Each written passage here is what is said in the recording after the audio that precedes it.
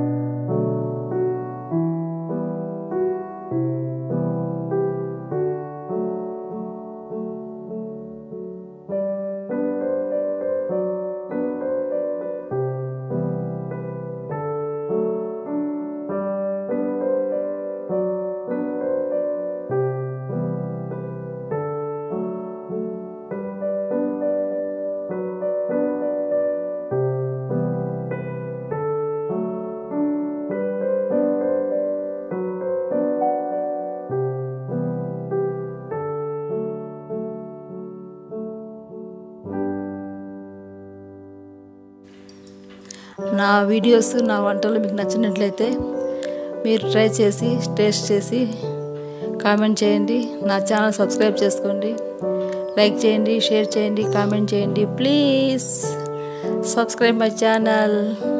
Bye bye.